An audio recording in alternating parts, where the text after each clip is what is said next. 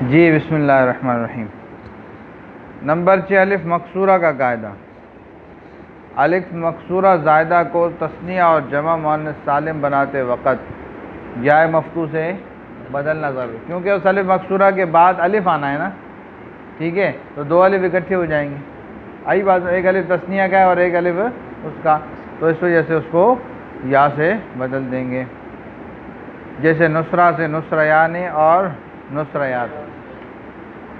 شرائف کا قاعدہ، جو حرف علت جمع منتہی الجموع کے الف کے بعد آئے، جمع منتہی الجموع کے، اور مفرد میں مدہ زائدہ ہو، مفرد میں، یعنی مقصد یہ ہے کہ مفرد میں مدہ زائدہ ہو اور جب اس کی جمع بنائے تو جمع منتہی الجموع کے بعد آئے، تو اس کو حمزے سے بدلنا ضروری ہے، اس کو حمزے سے بدلنا۔ اب جیسے رسالتن، اب اس کے حروف اصلی کیا ہے؟ را سین لام، ٹھیک ہے، اور الف آ رہا ہے، مدہ زائدہ ہے، اس کی جمع جو ہے وہ رسائل آنی چاہیے۔ کیا؟ رسا، الف پڑھا نہیں جائے گا تو اس کو حمزے سے بدل دیں گے، تو کیا ہو جائے گا؟ رسائل، رسا۔ بات آ گئی سمجھ میں؟ عجوزن کی جمع کیا آتی ہے؟ عجاوز، عجا، یہ بھی حرف علت ہے، ٹھیک ہے، اور مفرد میں مدہ زائدہ ہے، مفرد میں مدہ زائدہ ہے، مدہ سمجھتے ہو نا؟ الف سے پہلے فتح، واو سے پہلے ضمہ اور یا سے پہلے، تو اس کی جمع منتہی الجموع بنائیں گے تو عجاوز ہوگا۔ اب جمع منتہی الجموع کے الف کے بعد وہ واو آ گیا نا، تو وہ حمزے سے بدل جائے گا، تو کیا ہوگا؟ عجائز۔ بات آ رہی سمجھ میں؟ اب یا کی مثال جیسے شریفتن، کیا؟ اب شریفتن جو ہے، اس میں یا جو ہے وہ مدہ زائدہ ہے، اب اس کی جمع منتہی الجموع بنائیں گے تو وہ الف کے بعد آئے گی، یعنی جمع شرائف ہو جائے گا۔ کیا ہو جائے؟ شرا، تو اس سے حمزے کو بدل دیں گے، حمزے سے شرائف ہو۔ بات آ گئی سمجھ میں؟ ہاں، آگے حروف شمسیہ اور حروف قمریہ کا قاعدہ ہے۔ یہ جو ہے حروف شمسیہ اور حروف قمریہ کا قاعدہ قرات کا قاعدہ ہے۔ کس کا قاعدہ ہے؟ تو اس کو بس سمجھو، اس کو کیا ہے؟ یاد کرنے کی ضرورت ہے۔ جی نمبر 7 حروف شمسیہ اور حروف قمریہ کا۔ الف لام حرف تعریف کے بعد جب حروف شمسیہ میں سے کوئی حرف آئے، حروف شمسیہ کون سے آگے آ رہا ہے، ٹھیک ہے، تو الف لام کے لام کو اس حرف سے بدل کر اس میں ادغام کرنا ضروری ہے۔ بات آئی سمجھ میں؟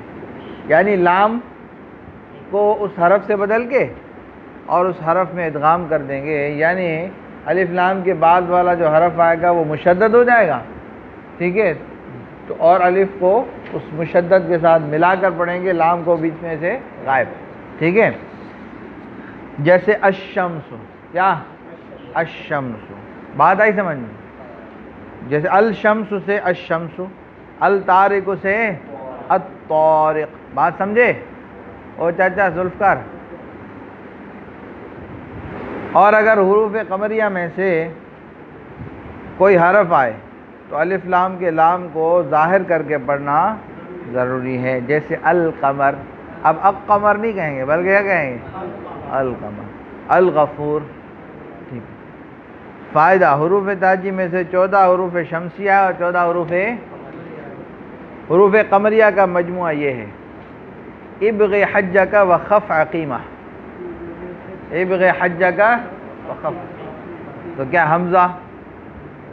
آئی بات سمجھ؟ العمران پڑھیں گے، العمران، با کرو، ٹھیک ہے، البائع پڑھیں گے، اب بائع نہیں پڑھیں گے۔ اسی طرح غین کرو، الغانم، ہا کرو، الحاج، ٹھیک ہے، اسی طرح جیم کرو، جیسے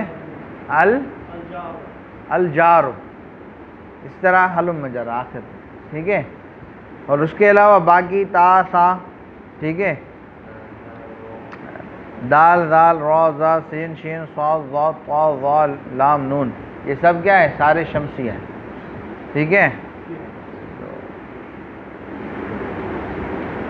تا کی مثال دو،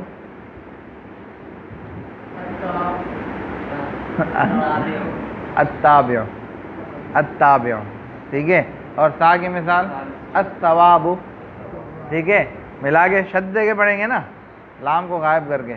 اور دال کی مثال الدال، مدرسے والی، الدال دلیل علی قلت المال و کثرت العیال. اور زال ہاں الذبیح، ٹھیک ہے، را اور رافع، زا الزکات، سین السماء والسماء، ٹھیک ہے. یہ سارے الاخری. بات آ گئی سمجھ میں؟ یہ سمجھ میں آ گیا؟ یہ بس سمجھنے کا ہے، یاد کرنے کا. آگے اتحر استاقل کا قاعدہ دیکھو. آگے جو قاعدے آ رہے ہیں نا، ایک اتحر استاقل اور اطلع استبر اور آگے ادہن اذکر، ٹھیک ہے. یہ جو قاعدے ہیں آگے خصم اور خصم، یہ ملتے جلتے قاعدے ہیں. ان کو دماغ حاضر کر کے سمجھ کے پھر یاد کرنا ہے.